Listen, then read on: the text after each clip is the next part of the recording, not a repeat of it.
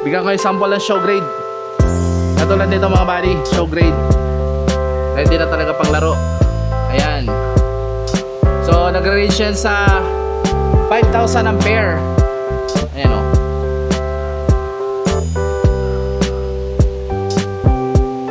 Ayan. So nasa 5,000 yung pair niyan mga buddy. Malaking chance yung manalo niyan kasi bukod sa yung itsura niya is almost perfect. Wala naman talagang perfect isda. Perfect na isda. Kasi lahat naman ng isda may fault talaga yan. Pero at least konti lang yung nakikita nating fault dito mga buddy. Kaya mahal siya.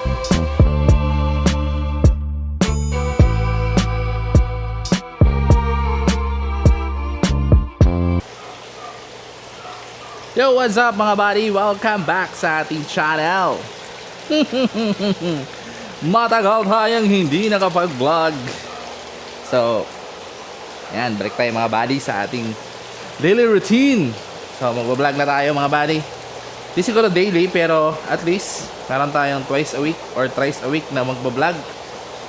So, marami akong gusto ipakita sa inyo mga buddy, pero I think hindi kaya sa isang video. Kaya, pipili na lang tayo na i-content today. So, yung i-content natin today is all about P-Dirt. So, balikan ko kayo mga buddy.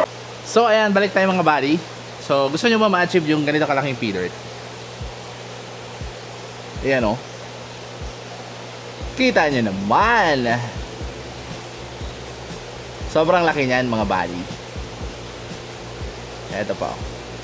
Ayan, mga big ears yan lahat. So, lahat pala dito is naka-groom na P-Dirt. Ayan. Puro P-Dirt yan mga buddy. Mga big ears. Kita nyo naman kung gaano kalalaki yung mga P-Dirt natin. Ayan o. Ito pa isa o.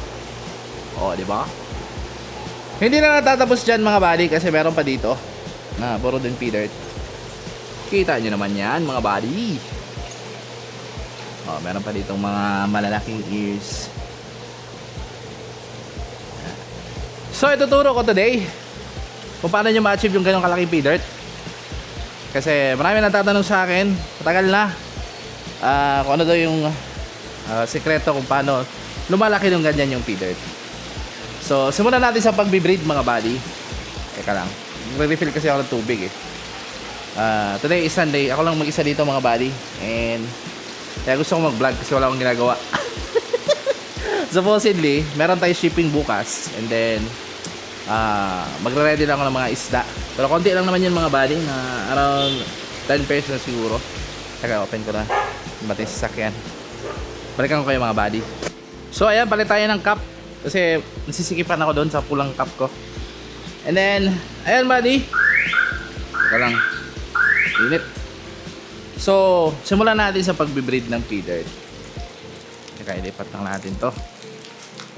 Eko, nako. Teka lang. Okay, mamaya na lang. Pusin na lang natin yan. So, simulan natin sa pagbe-breed ng P-Dirt. So, dito kami nagbe-breed mga buddy.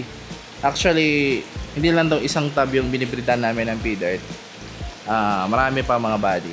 Pero, magsimula tayo sa materyales. So, yung materyales na gagamitin dyan mga buddy is kailangan adult na talaga yung male. Katulad nito.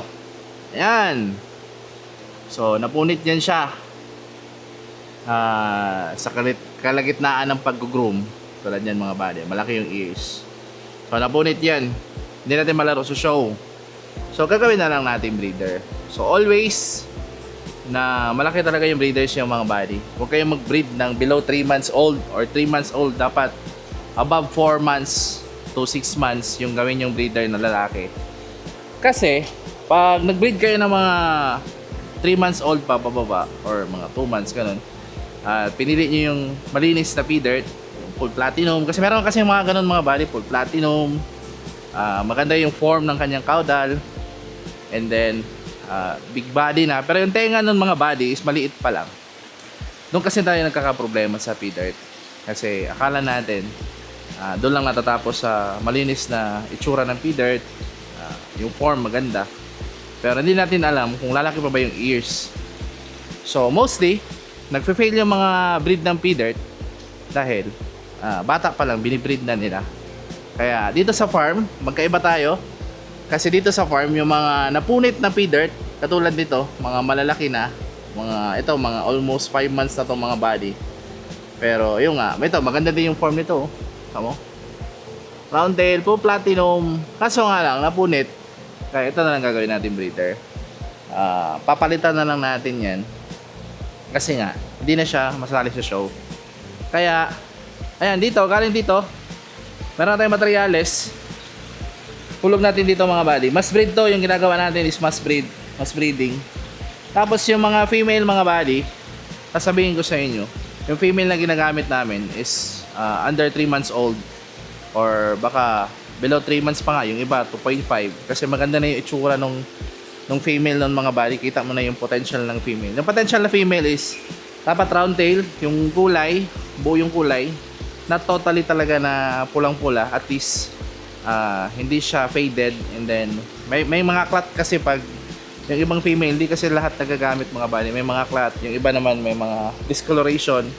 Piliin nyo lang yung mga kita nyo talagang potential for show, or pwede pang gawing materyales, pwede mo yung gamitin mga body. Katulad nito, naghulog kami ng mga panibagong female dito sa farm. Pakita ko na lang sa inyo kung meron pa tayong makita. Ayun, kita nyo ba? Ayan yung mga female natin. Maliliit pa talaga sila. May mga 2 months old, may mga 3 months old. Sa female na mga body, wala tayong masyadong issue.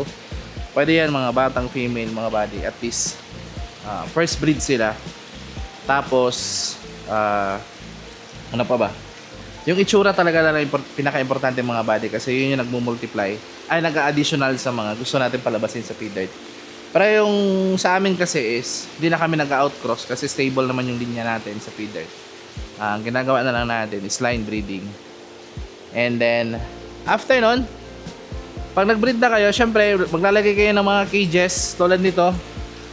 Magkaiba naman tayo sa cages naman. Sa mga cage natin is hindi nakapasok yung mga breeders dito. Ang purpose ng mga body, pag ipapasok kasi natin sila dyan, yung iba kasi is hindi nakakakain. Tapos yung mga pagkain na leftover, hindi rin na nakakain. Kaya posible na magpupulit yung tubig. Kaya yung mga isda nasa labas lang. Ganyan. Sa labas lang. Tapos pumapasok lang dito yung mga fry. Ayan, pag may mga anak, pumapasok lang dito. Everyday natin yung hina-harvest. Pero sa ngayon, wala tayong harvest kasi nga yung mga gamit nating female ngayon is mga maliliit pa lang. Papalakayin pa na natin sila dyan mga body.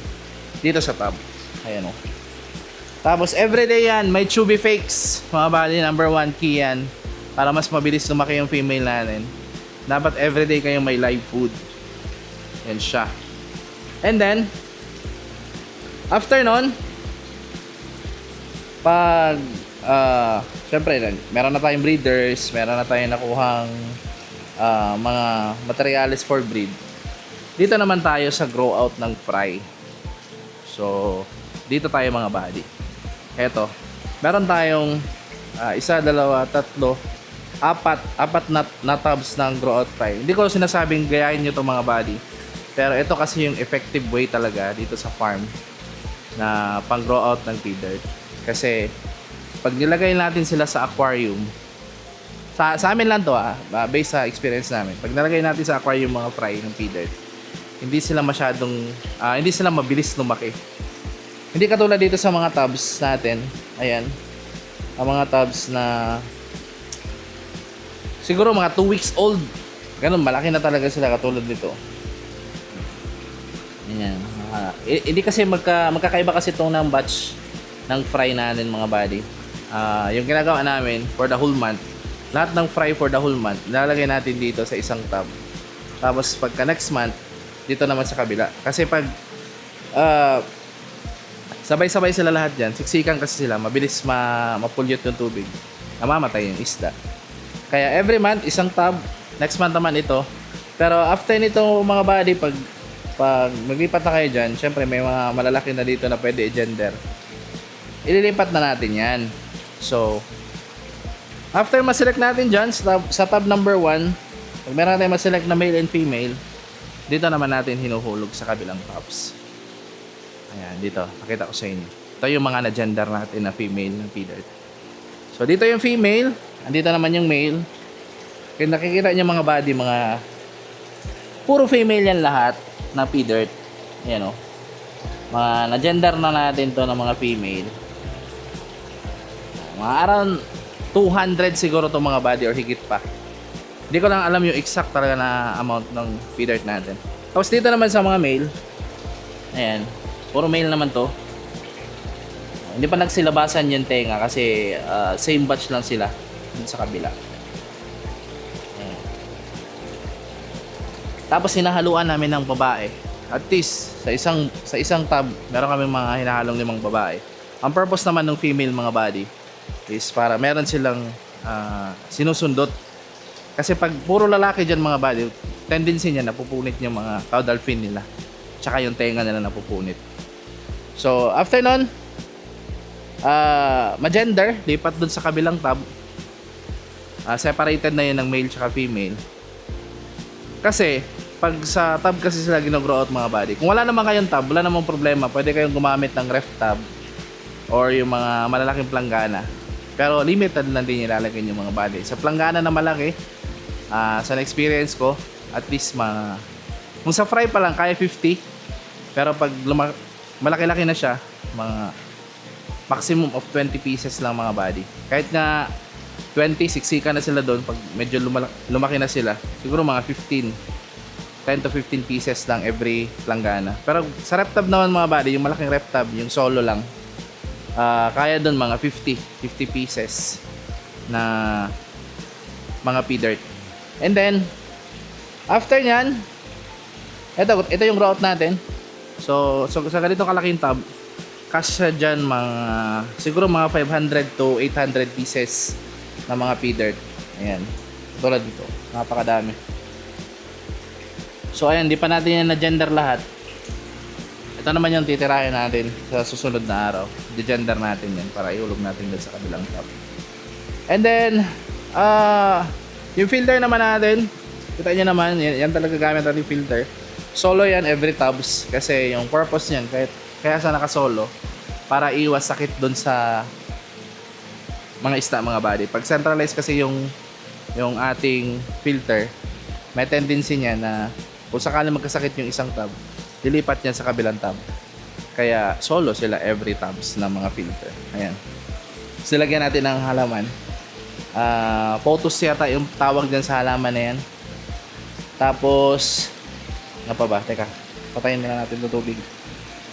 Tapos after nyan, kung meron na kayong breeder, meron na tayong fry, ayan, naka-separate na. After dito mga body is grow out. Ayan, gender na, grow out. Dito na rin tayo kukuha ng pang-release mga body. Ayan, dito na tayo kukuha ng pang-release sa female. Tapos ito yung male, diyan na rin tayo kukuha ng pang-release. And then sa sobrang dami niyan mga body, hindi naman lahat mabebenta yan. Posible na maaabutan kayo ng pwede nyo na i-grow out. So yun, doon na pumapasok yung mga groomable na P-Dirt. So andito mga body, meron tayong mga groomable dito. Ayan o. Di ba? Ito, mga edad nito is mga 3 months above na to mga body. Ayan. Yan yung mga groomable. Yan, mga groomable P-Dirt. Groomable P-Dirt. Yan, mga groomable.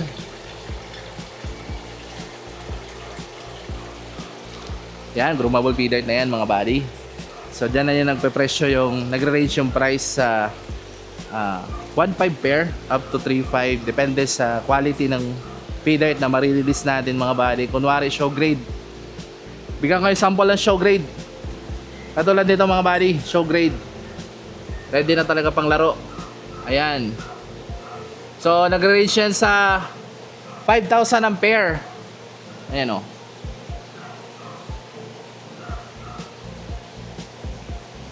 Ayan. So nasa 5,000 yung pair niyan mga buddy. Malaking chance yung manalo niyan kasi bukod sa yung itsura niya is almost perfect. Wala naman talagang perfect isda. Perfect na isda kasi lahat naman ng isda may fault talaga yan. Pero at least konti lang yung nakikita nating fault dito mga buddy, kaya mahal siya.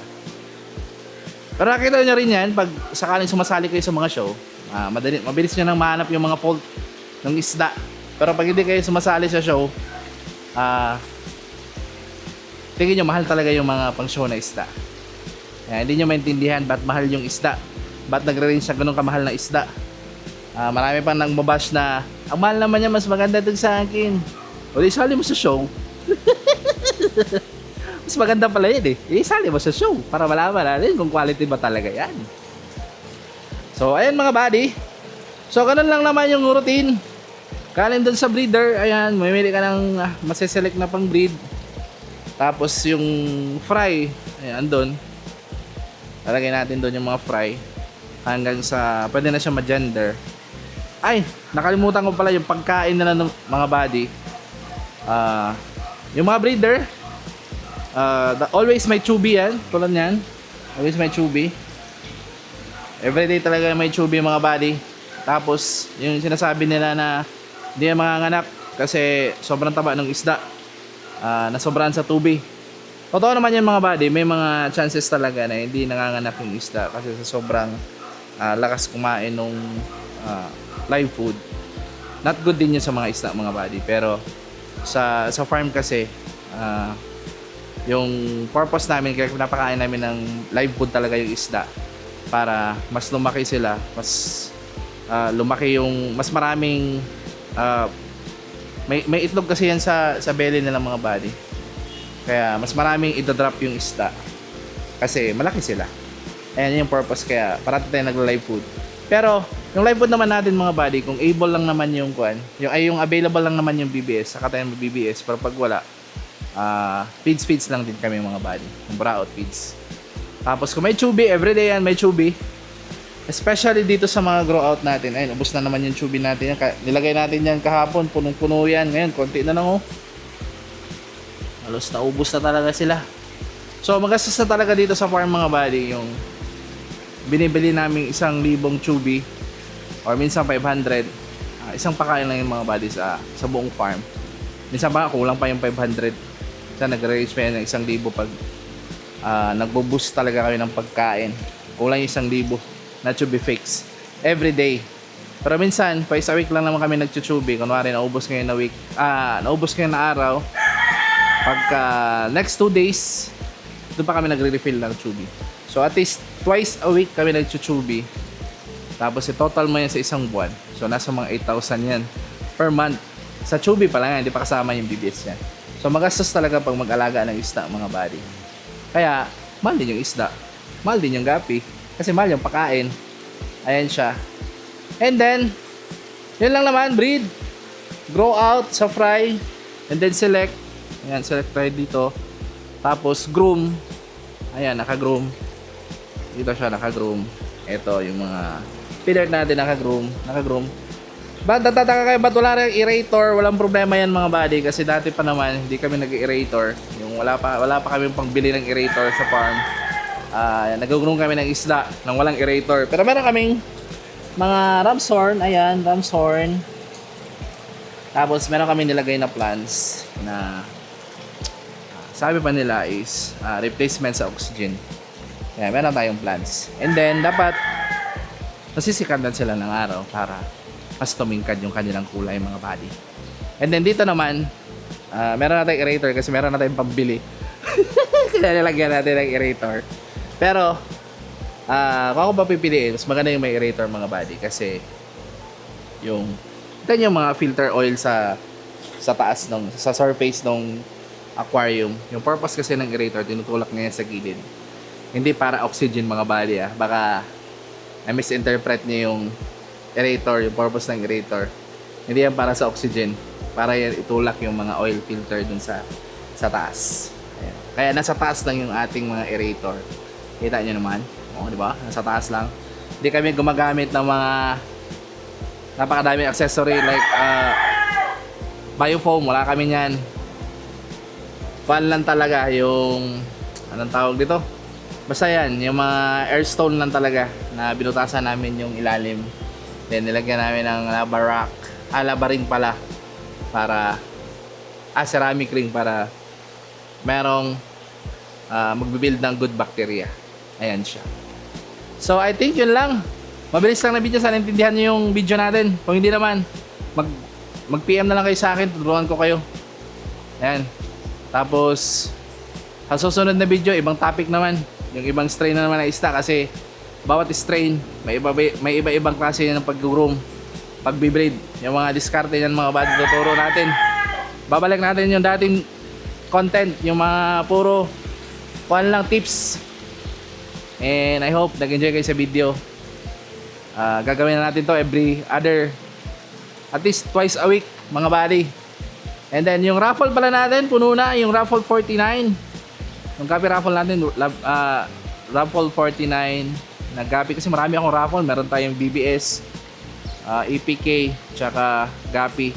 Raffle 49 puno na. Mag-open ako ng raffle 50 mga buddy. Sa raffle 50 mga buddy is 20 winners. Kasi ayun, pasasalamat ko lang sa inyo kasi nag-support kayo sa raffle from first raffle hanggang mabata tayo sa 50. Kaya maraming salamat mga buddy. So I think yun lang. I hope nag-enjoy kayo sa video. Na-miss ko kayo mga buddy. Gawin natin to every week. Twice a week pala. Or thrice a week. Yun lang. Bye. Peace out.